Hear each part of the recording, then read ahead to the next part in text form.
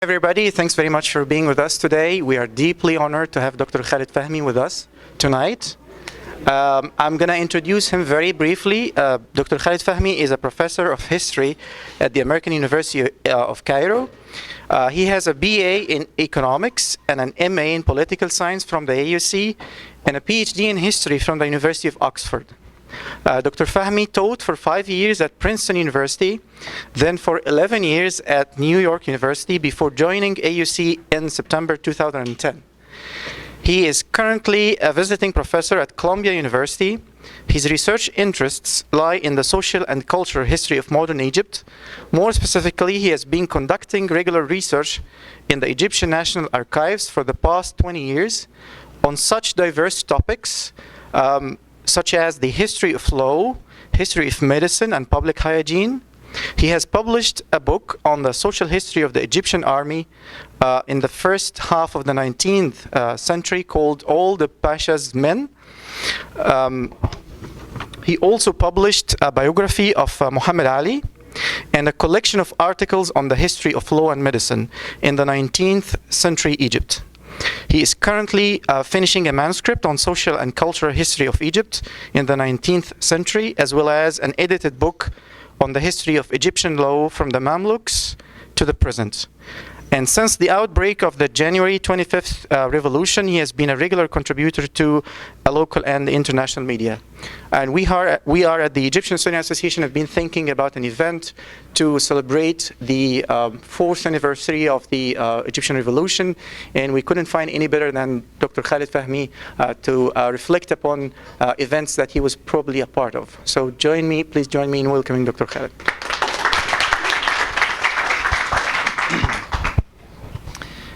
Thank you very much, Islam, for this kind introduction.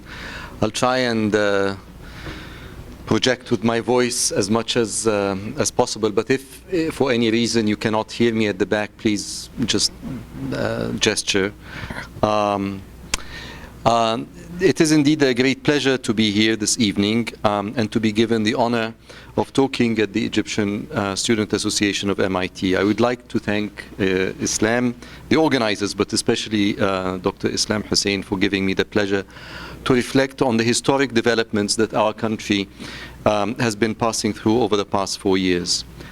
What I'd like to do over the coming few minutes is to share with you some thoughts on the meaning of the revolutionary moment that Egypt and the region are currently witnessing. The title of my talk is A History of the Egyptian Revolution, and the indefinite article obviously should indicate that I am not offering a definitive history. It's just an interpretation, a reading. It's my own, and of course I know that there are many accounts, and this is one of the things that I will actually be talking about. As for calling it a history, it is because I'm a historian. I find myself always compelled to put the events we are currently witnessing into some kind of historical context. And the context that I would like to insert the Egyptian revolution in, if only by point of contrast, is that initially of the First World War, whose centenary anniversary we were witnessing last year. To start, let me share with you one of my experiences during the Egyptian Revolution. For I was fortunate enough to return to Cairo after 18 years of teaching in the US, and only a few months before the outbreak of the revolution in January. On the 25th of January 2011, I found myself in Tahrir Square, and I immediately realized that what I was witnessing was something big, something rarely witnessed in my country before. I will not dwell on the famous 18 days during which I camped with my friends in that central square, and which came to end only after Mubarak had stepped down, for I suspect that many of you are already sick and tired of these memories and the idealization and romanticization of these memorable 18 days. Rather, I would like to start by recounting an incident that happened to me nearly a year later. It was Sunday, the 18th of December, 2011, a chilly but sunny day. The previous night, news reached us that the building that housed the Institut d'Egypte, founded by Napoleon 200 years earlier, had been set ablaze.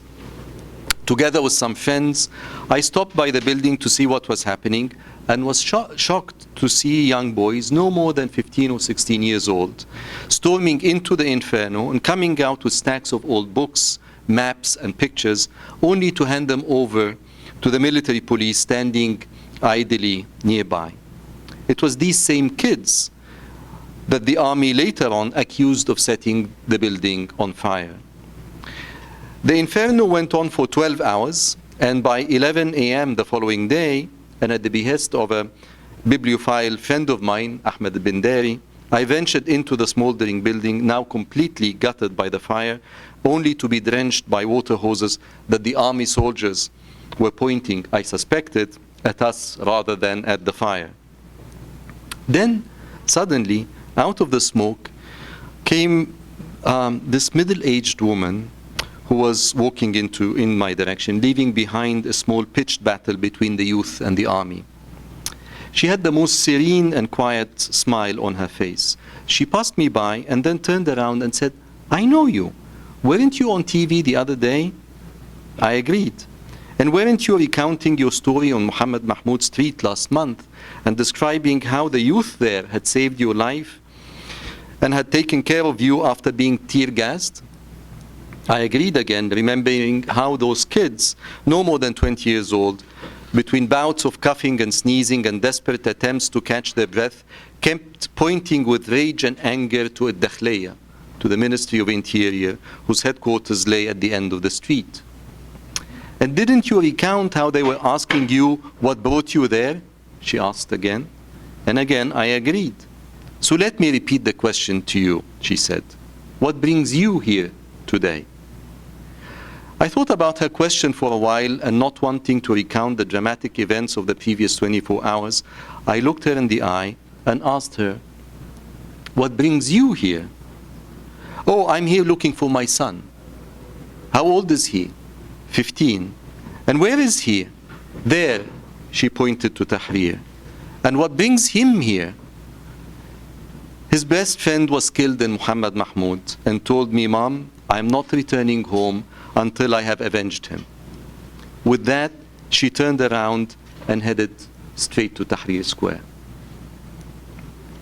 Since the outbreak of the revolution 4 years ago, and like thousands, if not hundreds of thousands of fellow Egyptians, I found myself having serious encounters like this one, engaging in extraordinary conversations with strangers and having to process very quickly ideas, information, and thoughts that were utterly new to me.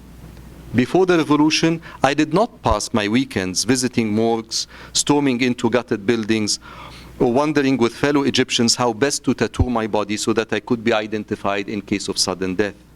At times, the physical danger was nearly palpable, the psychological stress acute, and the learning curve very steep. Little in our previous lives had prepared us for what we are now witnessing and what we had to understand and deal with. From the very first days in Tahrir, my friends were imploring me, "Khaled, what is happening? You're a historian. You have studied the history of this region. Tell us what to make of it."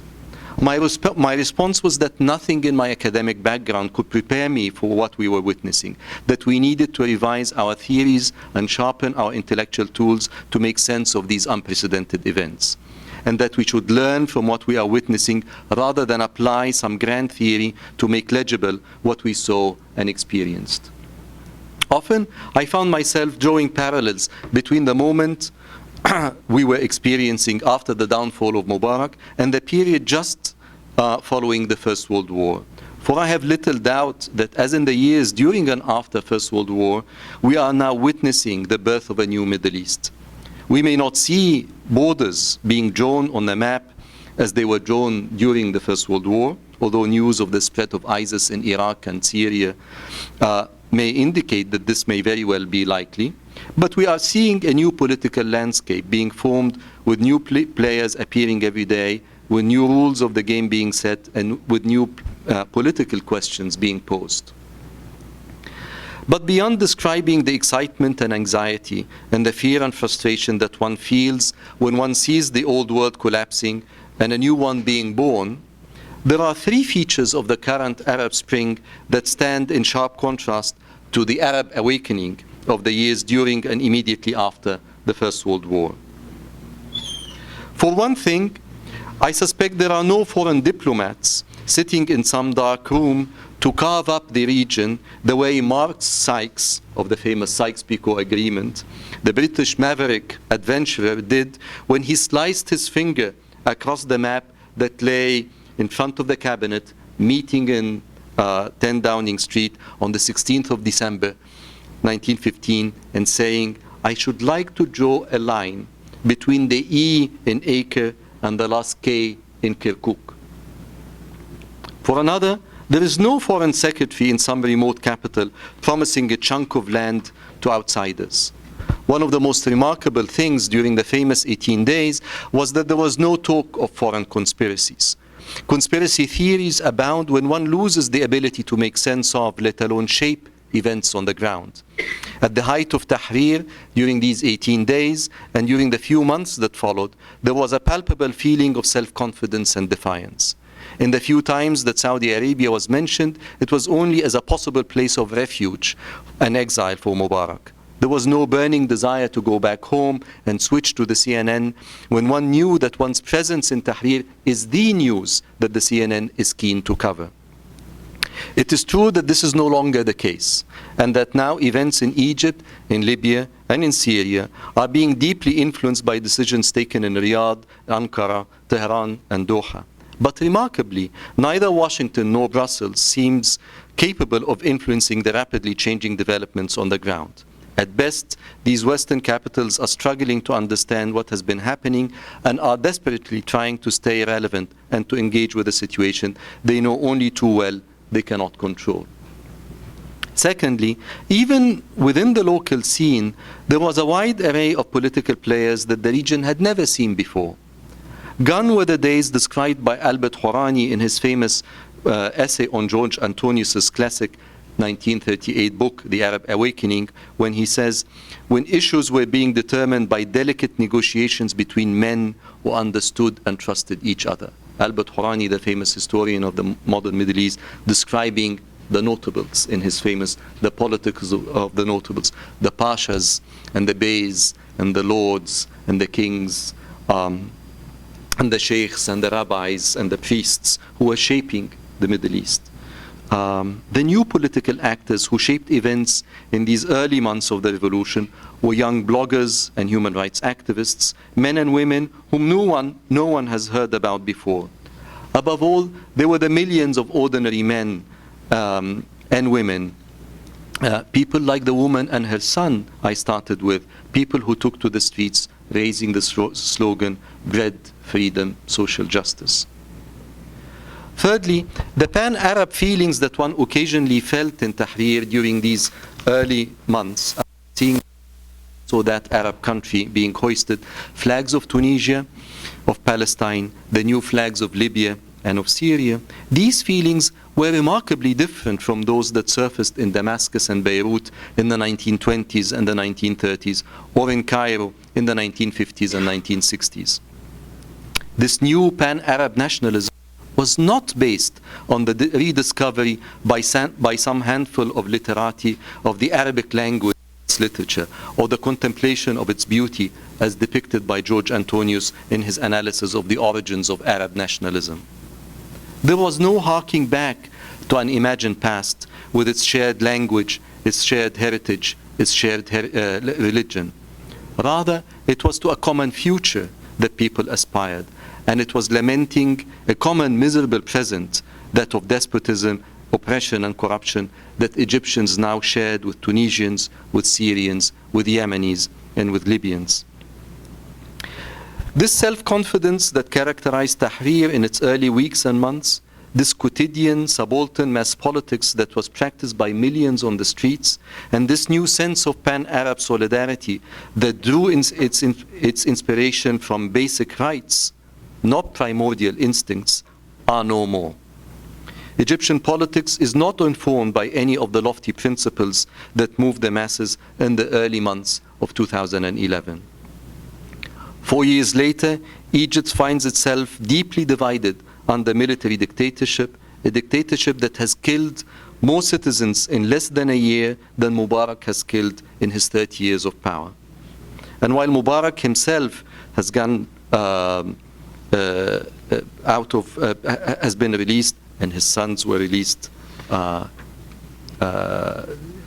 yesterday, and while some of his henchmen may receive long prison sentences, many of the key figures of his regime have been rehabilitated.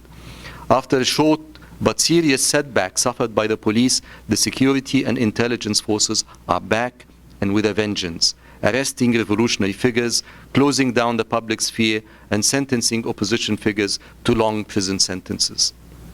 Most importantly, the army, with its vast economic empire, is now firmly at the helm, its position secured not only by reclaiming the presidency, but by managing to protect its vast interests through an arsenal of laws and constitutional provisions that exempted it from any kind of public scrutiny. Is Egypt back to square one, then? Will the events of the last 4 years prove to be as a slight epiphenomenon in Egypt's long history? Is the Arab Spring nothing but a bubble that burst soon after its formation? Are we now back to business as usual? I do not think so, and I continue to believe that what we have witnessed, what we are witnessing in Egypt and elsewhere in the region, is of profound historical significance. It is true that Egypt has seen the spectacular success of a well-coordinated and masterfully executed counter-revolution. It is also true that events in Libya and Syria are infinitely more tragic, complicated, and bloody. Even in Tunisia, arguably the most successful of the Arab Spring countries, the road to freedom and justice has proven to be very rough. Still, I strongly believe that the events of the Arab Spring, with the mass politicization of millions of citizens, and with the political, intellectual, and psychological crossing of many red lines, are irreversible. Indeed, what we are witnessing is only the beginning of what surely will be a long and arduous and bloody transition to democracy, a transition that, unlike Eastern Europe, will take many, many years, if not decades, to be accomplished. There is no going back. But I'm jumping the gun here and racing to my conclusion. First, I believe we need to understand what led to the dramatic outbreak of 2011 in the first place. Was this a mere Facebook revolution led by a handful of techies who were surprised when their own calls to arms was answered by hundreds of thousands of Egyptians? Or was this revolution triggered by other players and have other causes? Second, we need to understand how this dramatic reversal came about. Is what we have been witnessing in Egypt since July of 2013 a military coup staged by the army against a democratically elected president? Or is it a much deeper counter-revolution staged by the so-called deep state, the military, the police, the bureaucracy, and the judiciary, trying and succeeding in recouping the significant losses they had suffered over the previous 2.5 years? Naturally, constructing a narrative that attempts to answer these questions is a very fraught enterprise. And the struggle in Egypt nowadays is as much about the historical narrative as it is about the revolution itself. On its part, the current regime is struggling to come up with a narrative that stresses not the 25th of January 2011 as the pivotal moment that sparked the revolution, but the 30th of June 2013, the day it claimed 17 million, or in other reports 30 million Egyptians, marched in the streets against the short-lived regime of Mohammed Morsi and his Muslim Brotherhood. According to this narrative, the revolutionaries of January 2011 were impressionable, naive youth at best, or foreign agents intent on bringing down not only the regime, but the entire state at worst. I will come back to this narrative towards the end of my talk. For the time being, though, I want to engage critically with another narrative that I assume is more familiar here in the West. According to this narrative, the revolution got off at a very promising start. A group of young, liberal, apparently Western educated or Western influenced youth rose up calling for an end to dictatorship, agitating for human rights and demanding basic freedoms. What was most remarkable about the early days of the revolution, according to this narrative, was its peaceful nature, with people singing in Tahrir and organizing what appears to be a mass campaign of civil disobedience.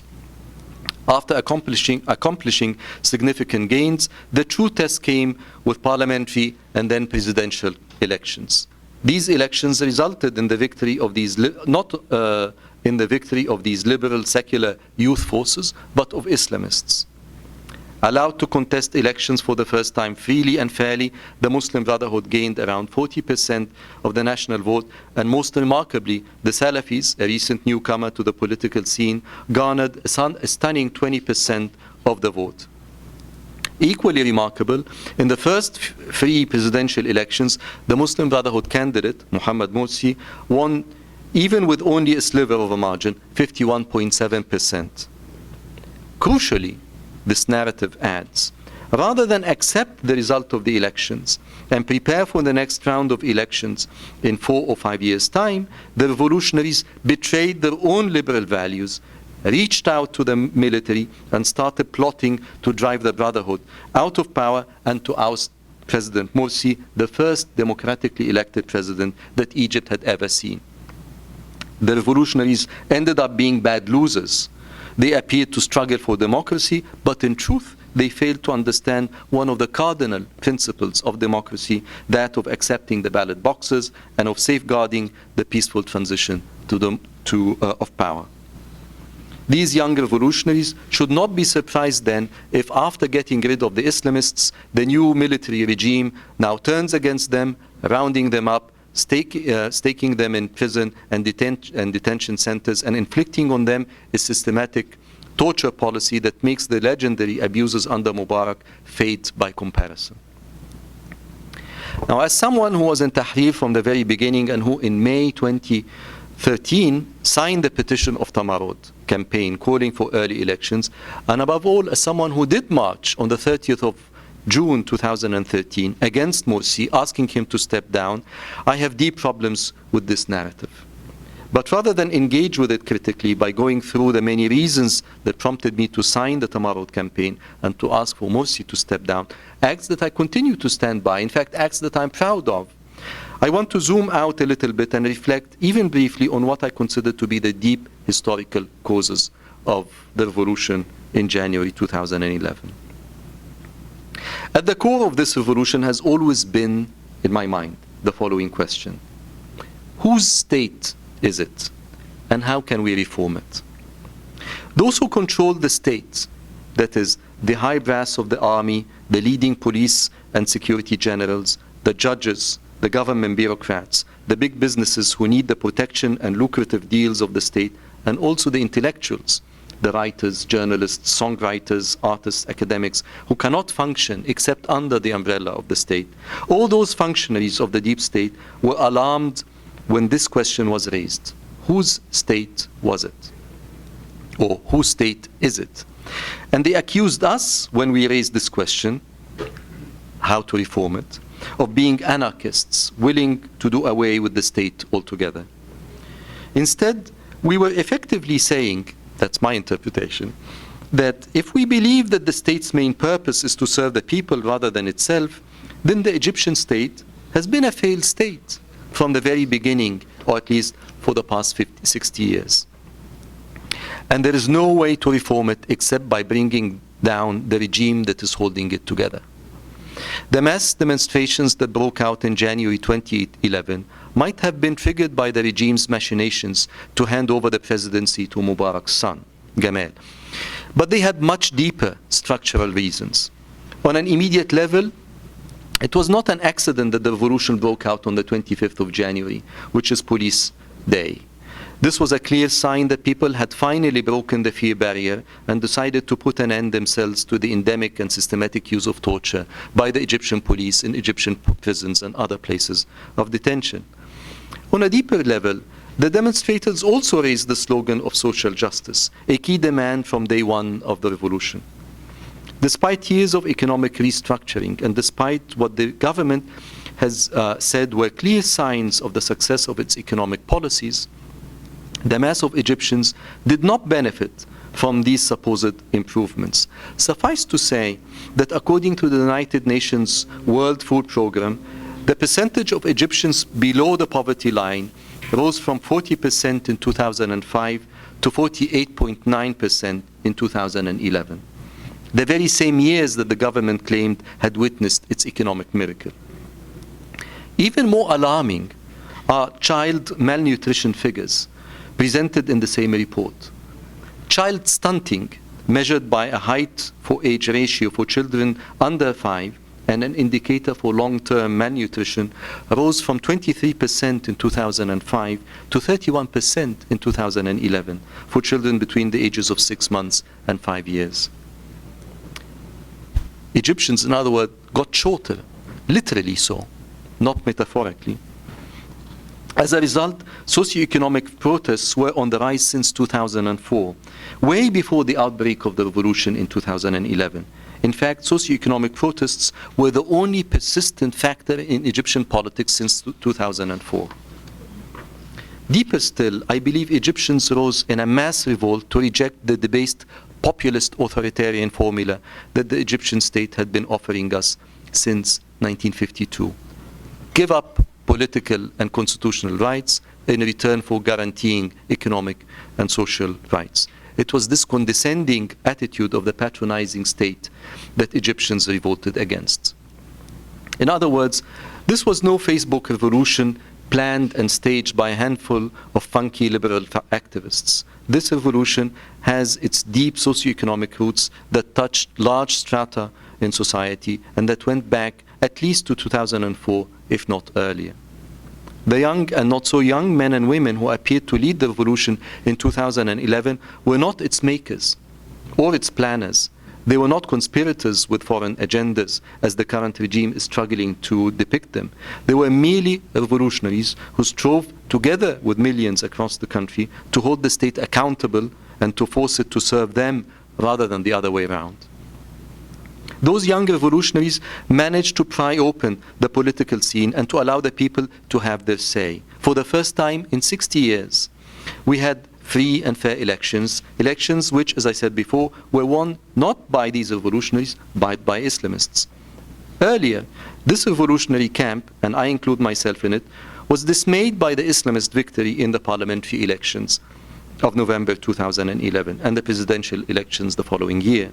But our dismay did not stem from an aversion to the Brotherhood's identity policies, although these policies were indeed crude and debased, but because of the inherently undemocratic, authoritarian nature of the Muslim Brotherhood. And when we took to the streets a year later, on the 30th of June 2013, we were not calling for the army to step in, but we were struggling to put an end to the Brotherhood rule by asking for early presidential elections. Specifically, we were deeply opposed to 3 grave mistakes that the Muslim Brotherhood committed in their year in office, mistakes that proved to be fatal, as it turned out. When Mohamed Morsi won the presidency in June 2012 with a mere 51.7% of the vote, we expected him to understand the implications of this figure. He did have a mandate, it is true, but Egypt was deeply divided. And his prime duty should have been to close these rifts.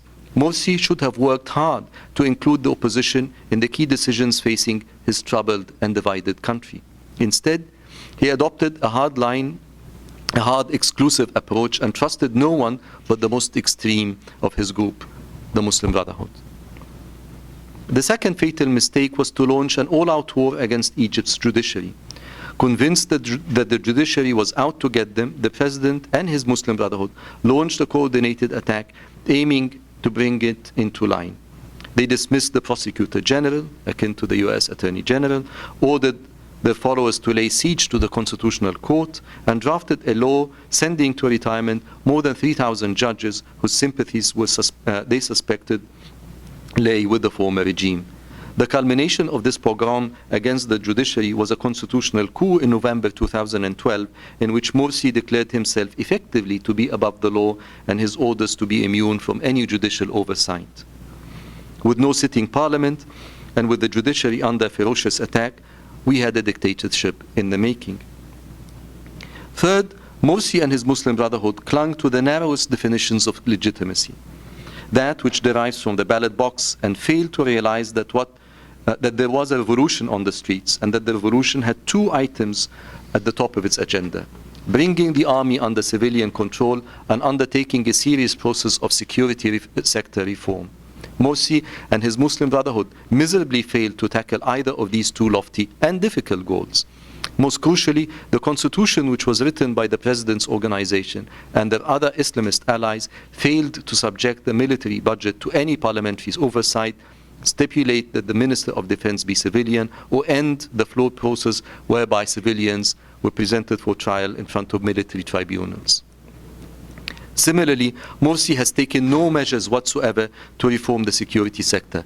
All proposals to reform the sector were forcefully snubbed by Morsi's government. Not a single police officer accused of torture under Mubarak's long reign was brought to justice. The culture of impunity within the Ministry of Interior was not rectified, and torture continued to be practiced in Egyptian prisons, jails, and other places of detention. Incidentally, this for me personally was the turning point. I am someone who's been working on the history of torture historically and agitating for this horrible practice to be stopped now. In April of 2012, 2013, a cousin of a friend of mine had a skirmish in Heliopolis, a fancy neighborhood, not even a remote part of the country, with a shopkeeper. The shopkeeper summoned the police came, arrested him, and they killed him. They banged his head against the wall in jail, and when he died, they hanged him from his cell and claimed that he had committed suicide, and that he had woven the rope himself from the blanket overnight. And then they had the guts to call his mother to come and pick him up. And that for me was the turning point. I said, I have risked my life by taking to the street to stop this practice in particular. And nothing has changed. And I have been on committees to do other things. And I remember we had a meeting with the Minister of Justice. We were supposed to go and talk about Freedom of Information Act. And the Minister of Justice came to speak about torture. And he denied that torture was taking place when I had just heard the story 2 weeks earlier. So we stormed out. We said, we don't want to talk to you. And we left. And that is when I decided to sign the petition for Tamarut. That, for me, was my tipping point. The tragedy of the Egyptian revolution does not stem from the revolutionaries turning their back on democracy, cutting corners and asking the militaries to step in to get rid of their foes. When we took to the streets on the 30th of June 2013, we believed that this was yet another stage in our long struggle for freedom, and that we needed to challenge the Muslim Brotherhood regime that did not share our revolutionary principles and that was not keen to fight with us against the deep state. The tragedy of the Egyptian revolution also does not stem from its lacking a Rousseau or a Lenin who could tell us what is to be done. Throughout the past 3 years, and more importantly, over the 8 or so years preceding the revolution, Egyptian bloggers, human rights activists, and journalists, all in their late 20s and early 30s, have left no aspect of Egyptian society unstudied and have tackled issues that had been taboo in Egypt over the previous 60 years.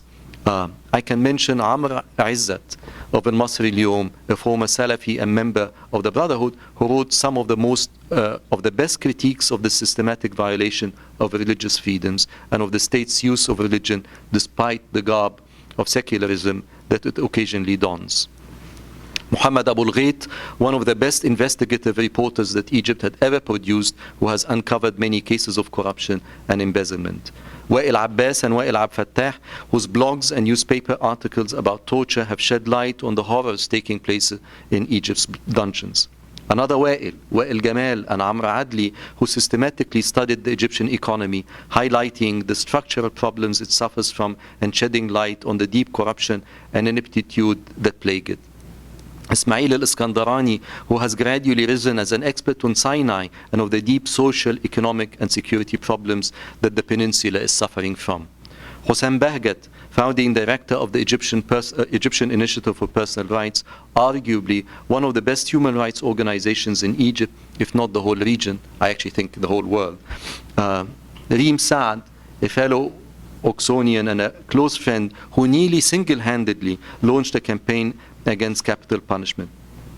Islam Hussein here, who courageously strove to uncover the blatant, indeed criminal, lies that the top brass of Egypt's military had committed in what came to be known as the Kofta Gate.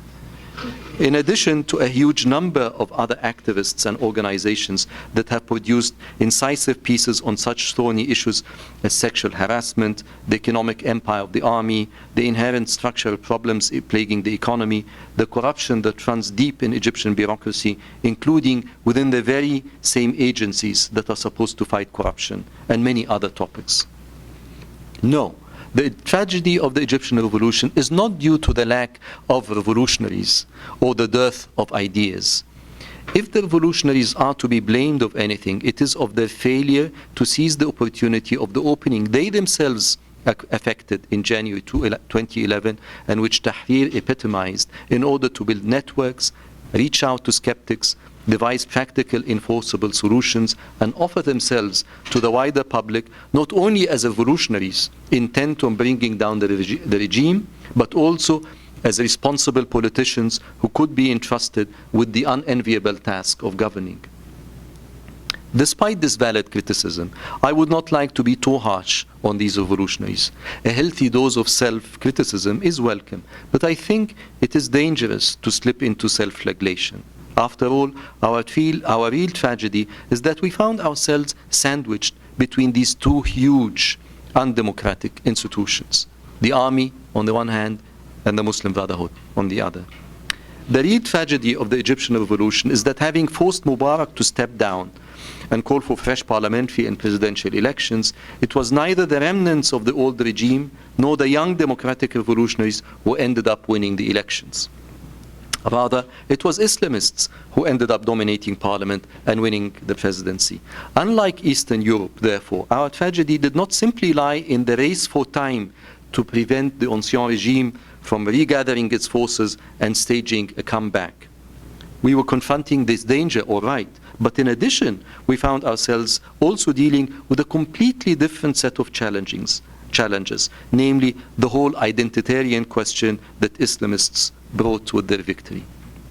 So it's not only despotism, but the question of religion and the state, the church and state, which is something that Eastern Europe did not have to face. In this tripartite division, the military and the Islamists colluded together against us, and after the military decided to drop their former partners, they turned on us with a relentless vengeance. What made this ferocious counter-revolution possible are two factors related to the regional context that again mark off Egypt sharply from the numerous countries of Eastern Europe. The first is the significant role played by the endless petrodollars of the Gulf state. It is estimated that Saudi Arabia and the United Arab Emirates have together contributed close to $20 billion since 2 years alone, with a similar amount pledged for next year. Now, with the collapse in the price of oil, we don't know whether this will materialize. Above all, the military, with its intelligence services and news outlets, very clearly manipulated the images coming out of Libya, Syria, and Iraq to coax millions of Egyptians into cursing the revolution and accusing the revolutionaries of dangerously pushing the country to the brink. After months of political unrest and and an economy teetering on complete collapse and the disastrous year of Muslim Brotherhood rule, Egyptians found themselves gripped by fear to the degree of complete paralysis. Like the deer in the headlights, Egyptians in their millions pleaded for the army to step in and to save the country from what they were led to believe the revolutionaries had in store for them, breaking the country apart. After undertaking draconian measures against the Muslim Brotherhood, measures that saw hundreds of followers massacred on the streets and hundreds more sentenced to death in kangaroo trials, the counter-revolution is now directing its full wrath against the democratic revolutionaries, arresting them, sending them to prison, and gradually regaining ground they had been losing since 2011. The Arab Spring, at least as far as Egypt is concerned, is looking less like 1989 and more like 1848. Like the European revolutions that were dubbed the springtime of nations of 1848, the Egyptian revolution has suffered a serious setback. The road ahead is bleak and difficult, but two significant factors stand to thwart and to stop the complete victory of the counter-revolution. The first is the demographic composition of the country. Egypt is a young country with more than half the population being under 35. The new military dictatorship has nothing to offer this youthful population. There are no jobs, no role in public life, no respect, and no dreams. In response, the youth are saying, if you don't let us dream, we won't let you sleep. The second factor is that this youthful population, and indeed the entire country, had been politicized like never before. According to the International Development Center, Egypt witnessed 2,200 labor protests in 2010, a figure that soon rose to 2,500 in 2012. In the first 3 months of 2013 alone, this figure rose to 2,700 political labor protests. The genie is out of the bottle, and no amount of fear, repression, or intimidation can force Egyptians to abdicate the freedoms they had struggled so hard to achieve, or to forget the thousands of victims who fell in the struggle. Let me close then with a poem. It is a poem written by Mustafa Ibrahim, one of the revolution's most sincere poets. It's a long poem. Titled, Today I Had a Dream, إني رأيت اليوم. I will read these verses, I don't know whether to read them in Arabic or in English. I have both. I'll read them in Arabic, and then those who are interested can come for the translation. It's a long poem, and this is the last scene. There are scenes within scenes, and this is what it says. إني رأيت اليوم الصورة من برا وقلت الحسين لسه هيموت كمان مرة. إني رأيت اليوم فيما يرى الثائر إن الحسين ملموم فوق جثته عساكر بيدغدغوه بالشوم كل ما يجي يقوم وإن البشر واقفة تبكي بدل ما تحوش وإن العالم مصفى من السنكي والخرطوش وإن الطريق مفروش بالدم للآخر. إني رأيت اليوم الدم على القايش وإن الحسين إحنا ومهما اتقتل عايش. Thank you very much.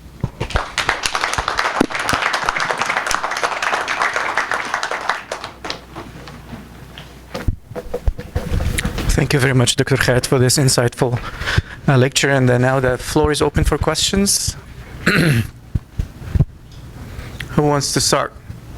Does anyone want a translation of the poem? Yes? Let me just read the translation beforehand. Okay. This is a translation that my friend Nadia Ben Abid in Princeton helped me with. Today I had a dream from outside and said, even now Al-Hussein will die again.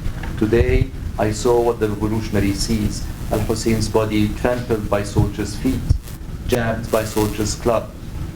People standing about weeping instead of fending them off. The flag is a sieve of bullet holes shredded by bayonets, the road dragged in blood. Today I saw blood on the soldiers' holsters. I knew that Hussein is Asur, and the more they kill him, the more he lives.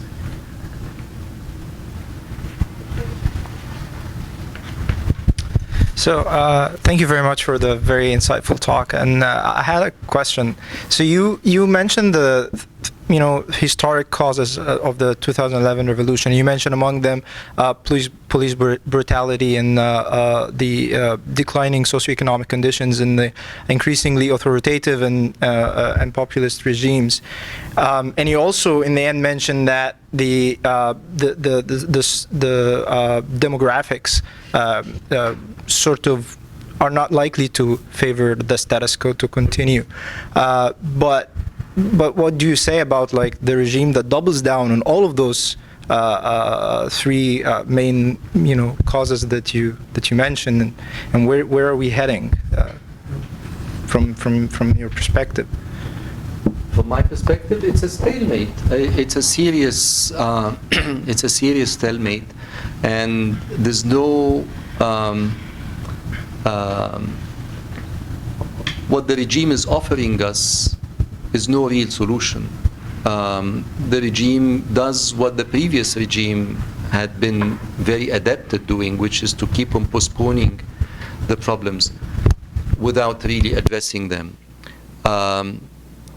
What is Sisi offering us? Sisi is offering us stability. Effectively, he's saying, look what you've done. You've opened up this Pandora's box. We're not ready to deal with it. It's too risky. Look at what's happening in the region. The country can fall apart. And we'd better put the lid back on. In terms of long-term solutions, he has none.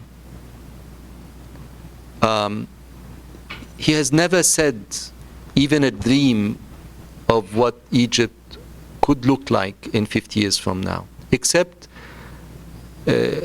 مصر تبقى قد الدنيا.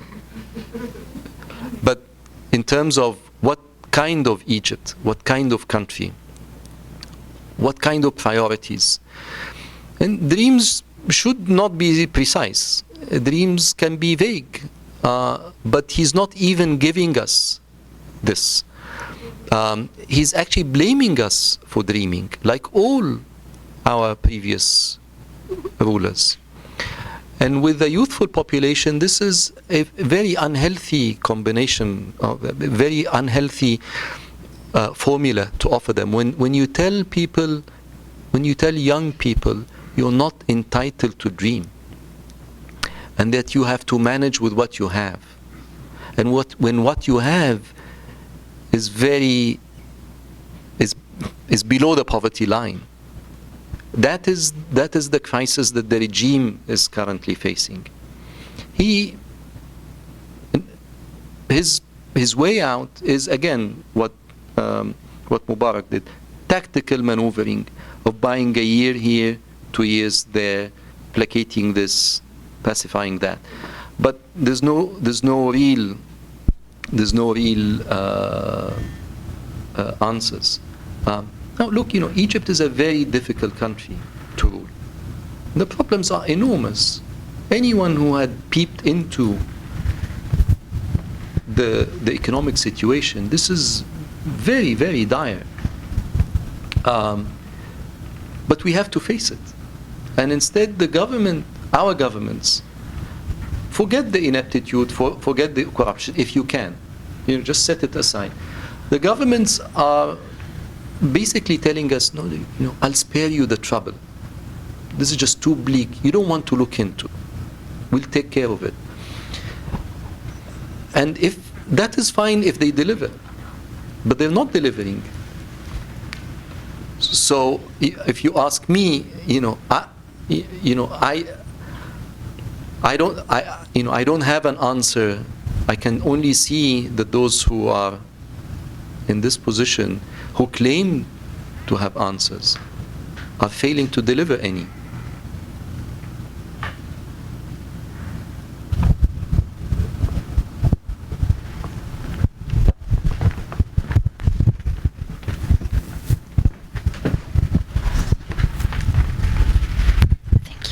Thank you very much. Actually, I have like two questions and a comment. One about is the question of identity. You raised that the Muslim Brotherhood during their 1 year of rulership had the question of identity. What's Egypt and what's to be Egyptian? Don't you think that now, for the last 4 years, we're now reconstructing this question, and that youth from different paths, liberals, left, as well as Islamists, are re-asking the question of identity, and they may come up with a new version of Egyptian identity that is more inclusive than the one we earlier knew? This is one. Second is that about the future. As far as I understood you, it's more of a bleaky future for decades before we restore or we can build a democratic country. But don't you believe that those decades might be shortened by the deconstruction of power relations that are already happening around us? So we may be lost the battle on the field of elections, but I think everybody in this room and outside it can see very obviously that nothing is the same. You cannot control anyone, and as much as the government is seeing this as a negative aspect, but from social perspective and from historian perspective and political science perspective, it's something positive is happening, because this traditional power relations are being deconstructed in favor of something new. And the last thing is that I think we need to do some justice to the revolutionary who went on the street on the June 30th, and you were there, I was there, many of us were there, that though some of us knew that the military would come, but this was not what we wanted. We called for early election and a reformation of the Constitutional Assembly, not for the army to step in. Actually, the army betrayed us twice, once in February 11th and the second time in July 3rd. Thank you. No, thank you very much for these very good points and questions. I don't know whether I'll manage to do justice to them. The question of identity is a big question, and I can tackle it from different perspectives. I have to limit myself because I can talk about this for a long time, so I have to be, I try and be terse and quick.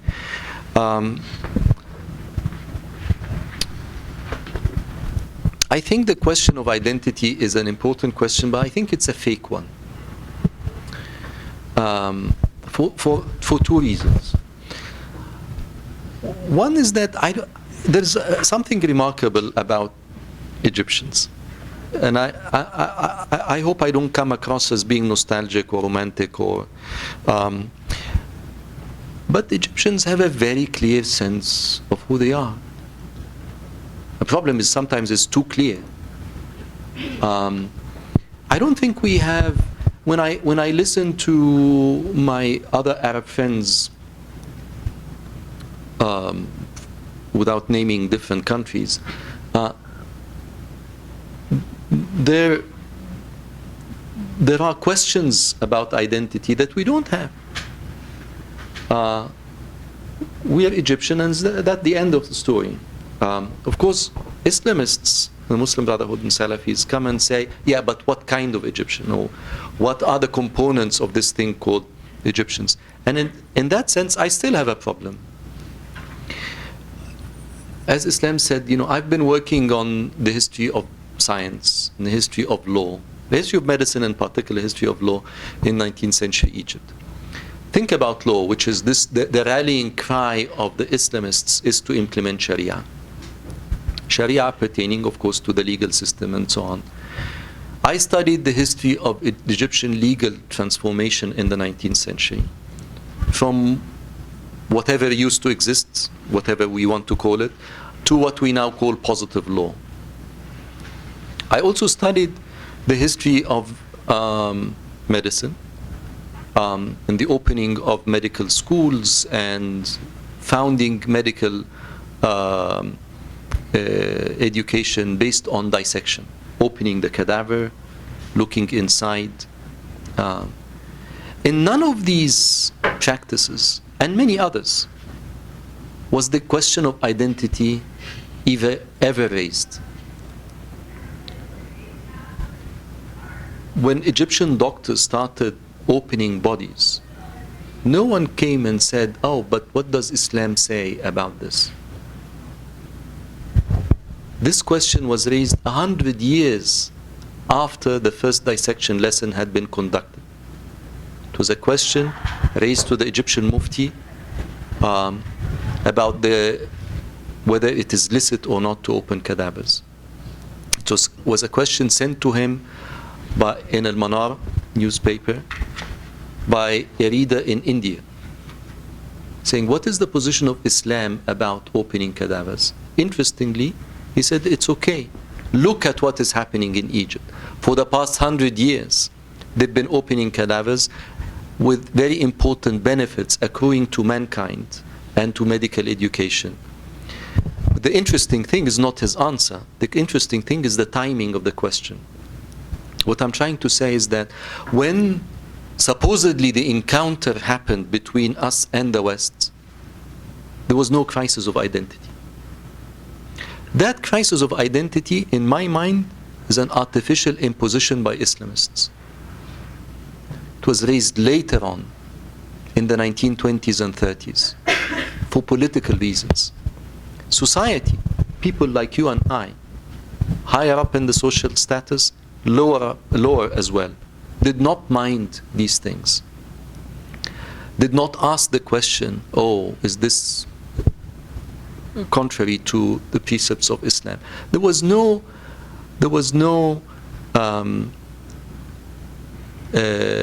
question of identity. There was resistance to many practices, but not because of identity. It was because of who is performing it and for what purposes. I'll give you a concrete example. Smallpox. Vaccination against smallpox. Egypt was one of the earliest countries in the world to have a national campaign to vaccinate against smallpox, and a successful one.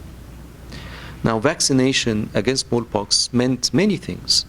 It meant registering the newborns so that they know, the state knows where they are, when they are due to be vaccinated, preparing the material, delivering it on time, having enough Baba vaccinators, Hala'in al-Saha, to go to every house to vaccinate the children. This is what a modern state means. To be able to have this database, to be able to deliver on this, and ultimately to succeed. It succeeded at the end by the late 1840s. But for the first 20 years, there was ferocious resistance. Again, not based on religion, but based on the fear of conscription. Parents thought that they are marking bodies to be conscripted. And this was where the resistance came from. It is at the heart of the question I am raising. The question of identity hides other political questions. This is a question about, again, the question I raised at the beginning. Whose state is it? And people are raising these questions all the time. The question of identity comes and veils this truly important power dynamic and puts the debate on a completely different level. I know, I said I'm going to, this is a long, I'll give you another example. The example is one I'm fond of because it has to do with me. No, it has to do with Khaled Fahmy and Khaled Fahmy. It's a famous story that I'm, again, fond of talking. I don't want to dwell on myself, but it is about the national arc. It's about this crisis, and the crisis of some intellectuals in Egypt who sided with the army. I have been conducting research in the Egyptian archives for the past 20 years. The Egyptian archives is where we have this information I'm telling you. It's our history. It's our archives. It's our documents. But the state thinks, no, it is their archive. It's the archive of the bureaucracy of the state. It's the state's archives, not the people's archives. So the archives in Egypt has arguably, we don't really know, but anything between 10 million and 100 million documents. The discrepancy is on how you count documents. Is it a single sheet of paper? Is it a folder? So, but it's millions of documents. The average number of visitors a day is less than 10. Half of them are from here, from Western countries who are going to conduct their PhD dissertations on historical topics in one of the few countries in the Middle East that has a national archives. The reason is security. Because to go to the archives, you have to apply for a security permit. The security permit is a security permit on your person and on your topic. And because of security concerns and the phobia that Egyptian security agencies have, and ultimately because Egyptian security services think that the whole process of the production of knowledge is dangerous, so they'd rather deny the permits than allow people in. That is the history of the Egyptian archives, and the numbers have been dwindling over the years, and I can testify to that. And getting a permit is becoming more and more difficult. Then, in the summer of 2013, and I've been writing about this left and right for many years, all of a sudden I get these phone calls. Mabruk, ya Dr. Khaled, you've been appointed director of the National Archives. I said, no, it's news to me. I didn't. I said, no. Look at the newspaper's website. And indeed, I looked up and it has my picture and Dr. Khaled Fahmy. And then they say, would you accept to work with a Muslim Brotherhood Minister of Culture? Because this is under Morsi. I said, no, and this is wrong. I mean, it just didn't happen. It turns out there is another Khaled Fahmy, who is a Muslim Brotherhood professor of linguistics, and they appointed him as director of the National Archives. So all hell broke loose, and these friends of mine, intellectuals and writers, and Khaled, they went to the wrong Khaled Fahmy. They should have gone. I said, it's not. This is not the issue, and I have in my mind the problem I just told you. And on the one hand, I am flattered by these people telling me you should have been. At the same time, I was kind of uneasy about what it is that they are proposing, because then they were saying, well, we have to do something.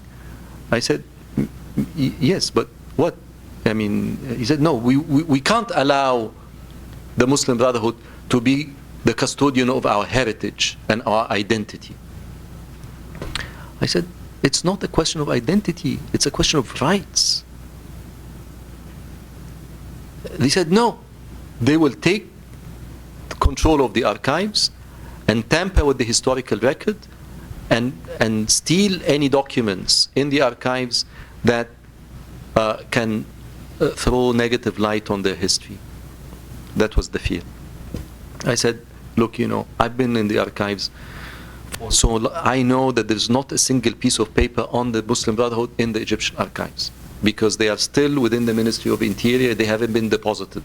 You actually do not know what you're talking about, with all due respect.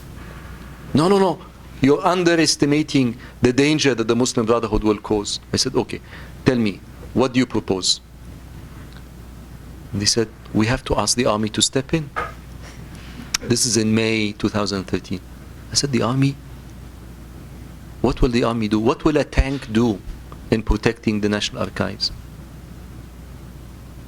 The problem of the National Archives, in fact, is excess security, not less security. We don't need more, and once the army is in, ده احنا عندنا مشكلة مع أمن الدولة. You want to bring the army in, then that's the end.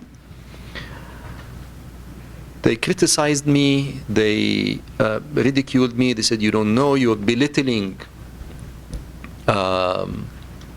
And And then I was invited to speak about this on TV, and I said the same thing. I seized the opportunity to alert the public that the problem is not the Muslim Brotherhood. The problem is the security services that have, and that raising the question as a one of identity occludes the real problem. The real problem is a security problem, is a rights problem. Our right as Egyptian citizens to have access to the history and the sources of the history of our nation. We are the makers of this history. We are its makers. And we should be its readers and its writers. It's not the state. The state is a custodian. It protects, it preserves. It should not control and should not prohibit. So I said this in public, and as I had predicted, I got an invitation from Khaled Fahmy to go and give a lecture in the National Archives. And I accepted, of course, knowing that I would be deemed a traitor by so-called liberal leftist intellectuals because I would go to the enemy. And for me, this is my home. Before he even heard of it. So I went, and he was sitting next to me. And I said, and it was like a big thing, Khaled Fahmy, Khaled Fahmy. It was a funny thing. And so I told him, look, you're being attacked for being a Muslim Brotherhood in control of the National Archives because of your identity. I don't care about this. For me, the question is access and rights. If you open the archives to researchers, I'll be the first to congratulate you. Instead, what you've done over the past two days since he was appointed is to tighten security measures in order to appear as the true custodian and that he would not tamper with the historical record. So this is what I mean by the question of identity confusing things. Our struggle with the Muslim Brotherhood should be one of rights. You are inherently an undemocratic institution. You don't really believe in democracy. Rather than you're importing Wahhabi Islam, you're distorting the true identity of Egypt. We like Tchaikovsky. That is not. That should not be the line. So this is why I think the whole identitarian politics of Islamists is a reactionary right-wing politics that does not really care about basic rights of citizens. This is an answer to your first question. My answer to your second question will be very short. I agree with you completely that what is happening, and I alluded to it in the last bit of my talk, what is happening in Egypt now is unprecedented. Pandora's box has opened up because of us. I mean, the number of, and Islam and I were talking about this, number of articles that appear every day in Egyptian papers. I mean, a lot of it is crap, but there are many important portfolios that are being opened. There are many people who have never had a voice before who are speaking out. There are many centers. Of course, the government now tries to close things up. And there is a very significant closing up, not only of the political sphere, but also of the cultural sphere. That is true. But I think that the number of issues that have been opened up will be very difficult to undo. And the number, people are tired, but they're not afraid. They're tired. They're not afraid of the government. They're afraid of chaos. But psychologically, they are no longer afraid. People are no longer afraid to raise questions about the military, the economic empire of the military. Sexual harassment. The question about what I was telling Islam earlier today, the question about what the journalists did to the hammam, the raid on the hammam. This is, and people are writing, what it's not about gay rights, but it's about the professional journalism, the ethos of professional journalism. These are the big question about censorship, not only with Charlie Hebdo in France, but with the banning of movies in Egypt. So there are so many things that are being discussed, and this is real politics. This is and finally, after so many years, we have politics in Egypt, and many people are having opinions, and they are disagreeing, which is what one should expect in a country of nearly 90 million. So thank you. I can ask a question. Yeah. So there is a narrative that most of the revolution camp agree on, but I think that the real question is, we're very good in criticizing the government. We're very good in criticizing whoever is in authority. We fail to present a real solution. I wonder what your response to this is. No, I mean, in my answer to the first question, I admitted that I don't have a solution. But not you personally, of course. Yeah. No. But let us probe this question a bit deeper. What do we really want when we say we don't have a solution? Now, think about Egypt's agricultural problems. These are acute, structural problems. We have a shortage of water. We have a very serious rise in salinity. The delta is basically flooded. We are facing the prospect of serious environmental calamity with global warming. Now, what's the solution? I mean, if one poses the question as such, is it really conceivable for anyone to say that there is a solution? There is no solution. As such, there's no magic answer that can be fixed in a year or two. What we are calling for is a methodology of dealing with problems. A methodology that can generate solutions, short-term, medium, long-term. A methodology which we call democracy. Democracy does not mean that we will find the answer. It means that we will be presented with a plethora of different answers, and we will try different ones until we manage. What can be fixed in certain countries cannot work in Egypt, and so on and so forth. And this is difficult because we don't have the mechanisms. We do not have the skills. We do not have the experience. And I admit, we do not know how to have meetings. We do not know how to hold an agenda and stick to it. So, but I'm not dismissive of this. I'm not saying that because, these are just trivial skills, so how can we even start to understand and fix the national budget? I'm actually reversing it. I'm saying that these are crucial skills. But these are not skills, these skills of democracy, of how to hold meetings, of how to reach out, how to listen to each other, how to come up with solutions, how to build coalitions, how to think strategically, how to dream, and how to translate one's dream into some different alternative scenarios. These are not skills that one is born with. These are not skills that certain countries have and other countries do not have in their blood. These are skills that are inculcated by practice. And with practice come, of course, many mistakes and many errors.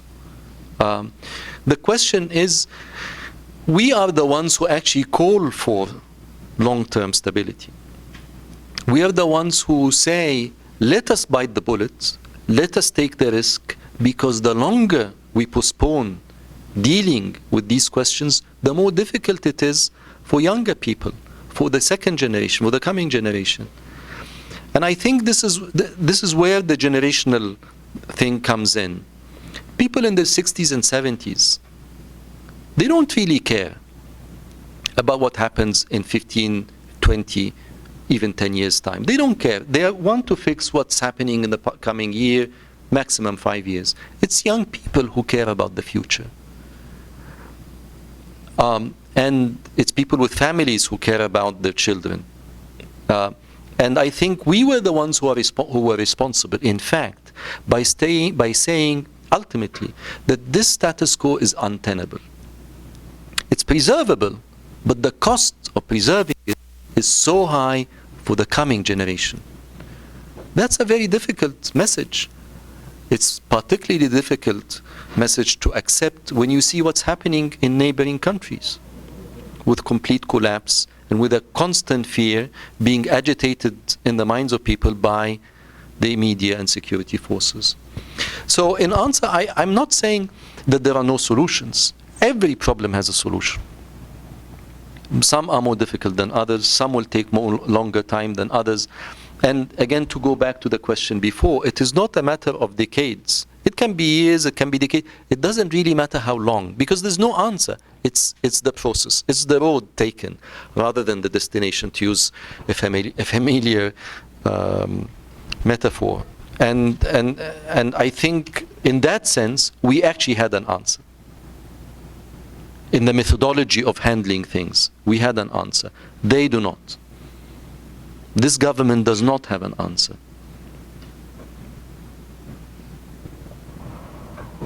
Any other questions?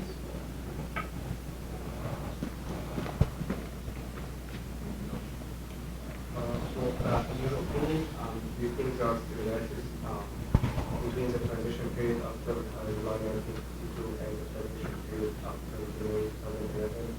And if there are similarities, why no one has learned from them? Why no one has learned? Yeah.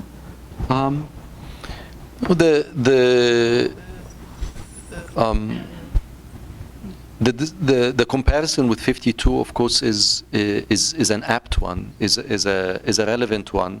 It's a military takeover, and in both cases, and a military takeover that is. It can appear as if the military is in charge. There are many comparisons, but I'll mention two. The first is that in both cases there is an appearance that the military is in charge and has been plotting and conniving and arranging and. When in fact, at deeper analysis, you discover that the military is, in a sense, the last resort of the ancien regime to save itself, to save what could be saved. And in that sense, what I'm trying to say, and this is my second point, is that the comparison begs us to look deeper into the historical roots. Of both events. I think that when one thinks about the January Revolution, it's not only the comparison with 52, it's the causes. I think that, so let me just have a detour and then I'll come back to the comparison.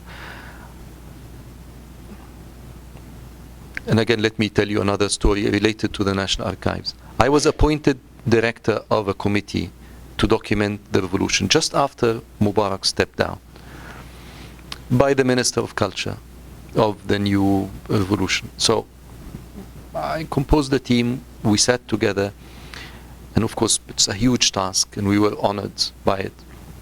And then we started asking ourselves, well, what do we mean by documenting the revolution? Whose account are we supposed to record for posterity? Okay, the people in the streets, fine. What about the people who did not go to the streets? What about the policemen who shot at the people who could? Yeah.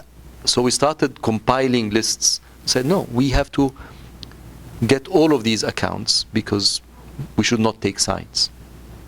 Fine. But the most interesting question was, well, when did the revolution actually stop?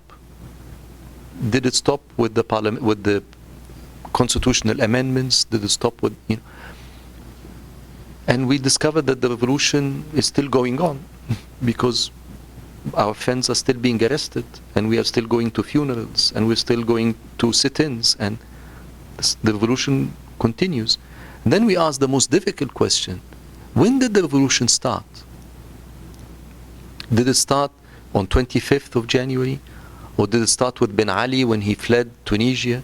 Or did it start with Khaled Said and his murder? Or did it start earlier with Al-Mahalla in 2008 and 6 April? Or did it start with Kifaya in 2005? Or did it start with 2003 with the bombing of Iraq?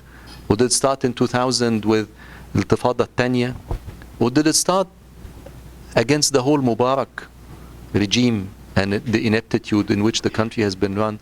Or was it really a revolution against 52 and the whole debased formula that Nasser presented us with?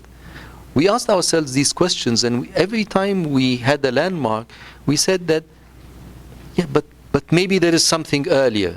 Of course, we will not go as, but in terms of analysis, we need to know what. So I think that made me think what we are actually teaching in our classes, that 52 coming as a military coup to end the so-called liberal age that Egypt supposedly was benefiting from 1923 to 1952 is not an apt analysis. That maybe actually to understand 52 you have to question how liberal the liberal age was. Was Egypt really, did really Egypt have a true liberal democracy in the 20s, 30s and 40s? Was the army, when it moved in, really acting or reacting to other problems, much deeper problems? Not the palace and not the king and not the British, but deep problems that Egypt is suffering from. The huge maldistribution of income, the structural problems in the Egyptian economy that no one could fix. I mean, these are the questions that we need to ask as Egyptian citizens, not as historians, but as Egyptian citizens. Where is this coming from? Where is our country heading to? Where is it coming from? So the comparison with 52 is apt, but when you make the comparison, you also compare the causes that led to both these events, and in that sense, it can be very profitable to make. But in the process, you discover very difficult things, difficult to handle, and unknown territories. You find yourself asking difficult questions. But again, I'm confident, for the reason mentioned earlier, that there's so much out there being raised. There's so many people willing and exchanging ideas, and that we as a nation, we're not infantile. We're not kids. We can handle these questions. We have the documents, we have the history, and we don't have a crisis of identity. We're not afraid of asking these questions lest we discover that we're a nobody. And we don't, I mean, of course, Rabaa is serious. This is why I think this is a serious blot on Egyptian history. Because before Rabaa, we didn't really have these closets, these skeletons in our closets. Now, there is a huge, stinky thing in our history, and many people are covering it up and not daring to look inside. Forget the government. The government is a criminal government, but it's the people who are complicit with the murder. And as you know, I'm not sympathizer of the Muslim Brotherhood, but these are Egyptian citizens. They are entitled to legal rights. They're humans, but they're also Egyptian citizens. They are not out of the law. They have protection. They should be protected. The criminals of them should be tried. The others should not be killed with impunity, من غير دية, like sheep. That's why I hate this expression, sheep, because it's a license to slaughter, and slaughtered they were. And millions of Egyptians are complicit. This is what I'm afraid of. If you ask me about the future, this is what I'm afraid of. I'm afraid of the moment in which we wake up and discover what has been committed in our names and what has been made possible with our complicity. And it's killing our fellow citizens. We disagree with them, but they are fellow citizens. They are entitled to basic protection. And the reason I'm not dwelling on the fact that they're humans is that I want to speak about the polity of Egypt. The polity of Egypt has a constitution and has laws. We want to protect them. We are the ones who are protective of the Egyptian state. It's the government that is undermining the stability of the Egyptian state by undermining law and order, by undermining people's confidence in the legal system. That is a sure way of undermining the stability of any political system. So that's why I insist on legal rights. These people are entitled to the protection of the law. This is what the law does. And when you basically say, no, it's a jungle, and they deserve to be killed like sheep, then this is a huge blunder in that people will be carrying. Moral blunder.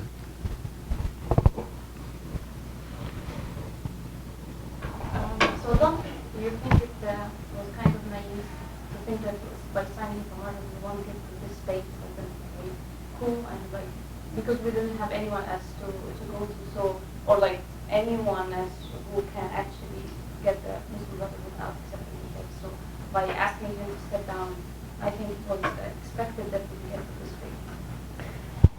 Muhammad Abu Lughait has an article yesterday about how we could have avoided the 3rd of July.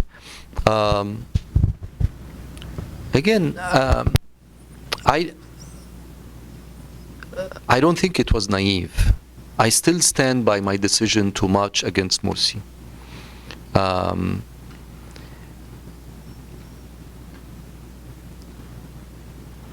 Of course, had I known the degree to which military intelligence and the army had been planning this, I would not have gone, definitely.